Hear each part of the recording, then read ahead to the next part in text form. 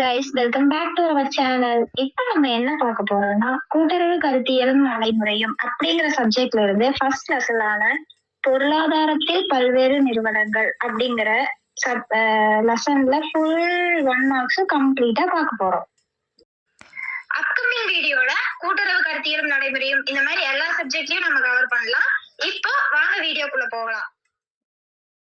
வந்துட்டுங்க எல்லா கான்செப்ட்ஸுமே நம்ம வந்துட்டு மோஸ்டா கவர் பண்ணிட்டோங்க. அதுல வந்துட்டு கொஸ்டின்ஸ் எல்லாம் வந்துட்டு டிஃப்ரெண்டா இருக்கும். ஆனா வந்து ஆன்சர்ஸ் வந்து சிமிலரா இருக்குங்க. வாங்க பார்க்கலாம். முதலாளித்துவ பொருளாதார அமைப்பில் வர்த்தக நடவடிக்கைகள் எவ்வாறு இயங்குகின்றன? சுதந்திரமாக. அடுத்து, கேபிட்டலிசம் முதலாளித்துவம் பொருளாதார விதிகள் பொதுவாக எப்படி செயல்படுகின்றன? சுதந்திரமாக. அடுத்து, முதலாளித்துவ இயக்கத்தில் சந்தை வழங்கல்களின் இயக்கம் எந்த வகையில் நடக்கும்? சுதந்திரமாக. அடுத்து, வர்த்தக தொழில்நுட்ப தீர்மானங்கள் முதலாளித்துவ கண்காணிப்பில் பொதுவாக எப்படி கொண்டிருக்கும்? சுதந்திரமாக. அடுத்து, முதலாளித்துவ பொருளாதாரத்தில் வணிக செயல்கள் பொதுவாக என்ன நோக்கத்துடன்? சுதந்திரமாக செயல்படுதல். அடுத்து, முதலாளித்துவ சமூகத்தில் தனிநபர் சரக்குகள் மற்றும் சேவைகள் நியமனம் எப்படி பொறுத்தது? சுதந்திரமாக. அடுத்து, முதலாளித்துவ அமைப்பில் பொருளாதார சட்டங்கள் பொதுவாக எந்த விதமாக அமைகின்றன? சுதந்திரமாக. அடுத்து, சுய மனப்போக்குடன் கூடிய சந்தை முறையை முதலாளித்துவம் எவ்வாறு மகிழ்ச்சி அடைகிறது? சுதந்திரமாக. அடுத்து, பணக்காரர்கள் மேலும் பணக்காரராவதும் ஏழைகள் மேலும் ஏழையாவதும் எந்த பொருளாதார அமைப்பில் பொதுவாக காணப்படுகிறது? முதலாளித்துவம். அடுத்து, பொருளாதாரத்தில் வருமான வேற்றுமை அதிகமாக காணப்படும் அமைப்பு எது? முதலாளித்துவம். அடுத்து, பணமும் சொத்தும் சிலரிடம் சுருங்கி குவியும் நிலை எந்த அமைப்பில் அதிகம் ஏற்படும்? முதலாளித்துவம். அடுத்து, ஆஸ்திக் வேறுபாடு பரவலாக காணப்படும் பொருளாதாரம் அமைப்பு எது? முதலாளித்துவம். அடுத்து, பணக்காரரும் ஏழையும் இடையிலான தேவை வாங்கும் திறன் வேறுபாடு அதிகம் காணப்படும் அமைப்பு எது? முதலாளித்துவம். அடுத்து, சமூகத்தில் வருமான பிளவு மிக உயர்வாக உருவாகும் பொருளாதார அமைப்பு எது? முதலாளித்துவம். அடுத்து, செல்வந்தர்கள் செல்வத்தை அதிகப்படுத்திக் கொள்ள எளிய வாய்ப்புகள் எதில் அதிகம் உள்ளது? முதலாளித்துவம். அடுத்து, சமூகத்துவத்தின் சோசியலிசம் கோட்பாடுகள் முறையாக விளக்கிய பொருளாதார அறிஞர் யார்? Karl Marx. அடுத்து, பொருளாதார சமத்துவத்தை வலியுறுத்தும் கிளாஸ் ஸ்ட்ரகிள் கோட்பாடை கொண்டு வந்தவர் யார்? Karl Marx. அடுத்து, சமுதாய வளங்களில் அனைவருக்கும் உரிமை வேண்டும் என்று பொது உடைமை சிந்தனையை பரப்பியவர் யார்? Karl Marx. அடுத்து, தொழிலாளி வர்க்கத்தின் உரிமைகளை முன்னிறுத்திய தத்துவ ஞானி யார்? Karl Marx. அடுத்து, உற்பத்தி வளங்கள் பொது உடைமையாக இருக்க வேண்டும் என்று வாதித்தவர் யார்? Karl Marx. அடுத்து, மனிதன் தனது தினசரி வாழ்க்கையில் மேற்கொள்ளும் பொருளாதார சட்டங்களை பற்றி ஆராயும் அறிவு என்று பொருளாதாரத்தை விளக்கியவர் யார்? மார்ஷல். அடுத்து, பொருளாதார மனித வாழ்க்கையின் சாதாரண செயல்களில் உருவாகும் முடிவுகளை ஆய்வு செய்வதாக கூறிய பொருளாதார நிபுணர் யார்? மார்ஷல். அடுத்து, எக்கனாமிக்ஸ் டீல் வித் மேன்கைண்ட் என்ற கருத்தை முன்வைத்தவர் யார்? மார்ஷல். அடுத்து, பொருளாதாரத்தை சமூக அறிவியல் என்றும் மனிதர்களின் செயல்களை ஆய்வு செய்யும் கலை என்றும் முதலில் விளக்கியவர் யார்? மார்ஷல்.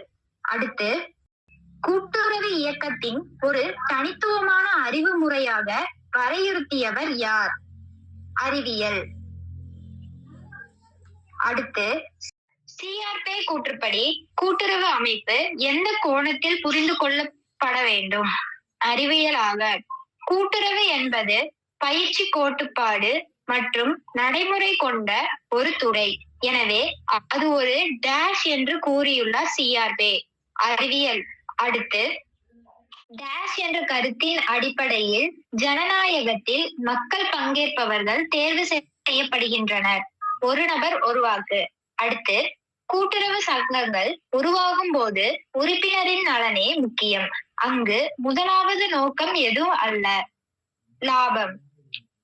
அடுத்து, கூட்டுறவு அமைப்பின் நோக்கம் உறுப்பினர்களுக்கு சேவை. ஆகவே அது முதன்மையாக எதை நோக்கமாக கொள்ளாது, லாபம். அடுத்து, கூட்டுறவு இயக்கம் சேவை நோக்கம் அடிப்படையில் செயல்படும். அதனால் அது எதை கவனிக்காது, லாபம். அடுத்து, கூட்டுறவு அமைப்பின் நோக்கம் வியாபார லாபம் அல்ல, உறுப்பினர் நலமே. எனவே அது எதை எதிர்க்கிறது, லாபம் காணும் நோக்கம். அடுத்து, கூட்டுறவு என்பது டேஷ் அமைப்பு, விருப்பமான. அடுத்து, உறுப்பினர்களுக்கு லாபத்தில் டேஷ் சதவீதம் பங்கு அளிக்கின்றது, 10%. அடுத்து, கூட்டுறவு என்பது இருபுறமும் கொண்ட கூர்மையான கோடாரி என்று கூறியவர் கால்வர்ட்.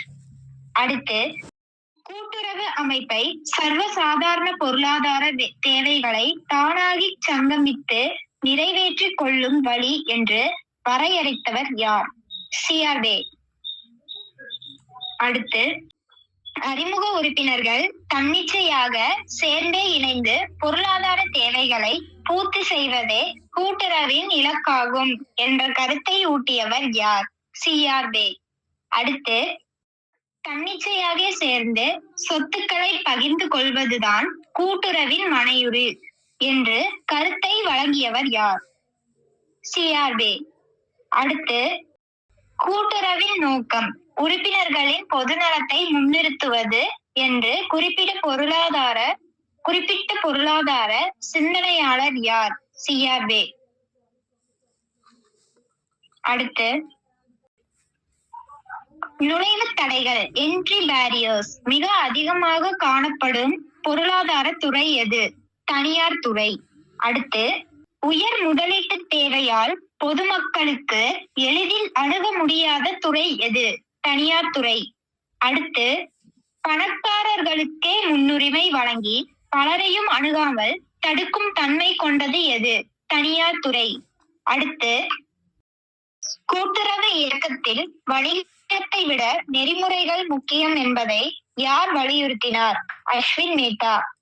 அடுத்து, கூட்டுறவின் அடிப்படை வலிமை வணிகம் அல்ல, தார்மீகம் என்ற வாதத்தை முன்வைத்தவர் யார், அஸ்வின் மேத்தா. அடுத்து, தனியார், அரசு மற்றும் கூட்டுறவு அமைப்புகள் ஒரே பொருளாதார வடிவிணைந்து செயல்படும் அமைப்பை முதலில் விளக்கிய பொருளாதார நிபுணர் யார், அமர்த்திய சென். அடுத்து, தன்னால் சீரமைக்கப்பட்ட சமூகத்தில் எத்தனை முக்கிய பண்புகளை மக்களிடம் காணலாம் என்று தத்துவஞானி பெர்ட்ராண்ட் ரசல் கூறுகிறார், 5. அடுத்து, சமூகத்தில் இடநிமிட தரகரின் செயல்களை முற்றிலும் நீக்கக்கூடிய அமைப்பு எது, கூட்டுறவு துறை. அடுத்து, கூட்டுறவு அமைப்பின் இலக்கு உறுப்பினர்களுக்கான தனிநலம் அல்ல, அது பொதுமக்களின் நலமாகும். இது எந்த சிறப்பை குறிக்கும், பொது உடைமை. அடுத்து, பொதுநலனே முதன்மை என்ற கொள்கையை தாங்கும் அமைப்பு எது, பொது உடைமை. அடுத்து, சமூக நலனுக்காக அமைதி மற்றும் பகிர்வு முன்னுரிமை இட்டுக் கொண்ட அமைப்பின் சிறப்பு பெயர் எது, பொது உடைமை. அடுத்து, செயல்பாட்டின் மையம் தனிநபர் லாபம் இல்லாமல் பொதுமக்களின் நலனாக இருக்கும் போது அந்த அமைப்பு என்னவாக அழைக்கப்படும், பொது உடைமை. இந்த PDF உங்களுக்கு வேணும்னா டிஸ்கிரிப்ஷன்ல நம்ம டெலிகிராம் சேனலோட லிங்க் இருக்கு, அங்க ஜாயின் பண்ணிக்கோங்க. அப்கமிங் PDF அங்க வரும். மறக்காம நம்ம சேனலை சப்ஸ்கிரைப் பண்ணிக்கோங்க. தேங்க்ஸ் ஃபார் வாட்சிங். Bye by.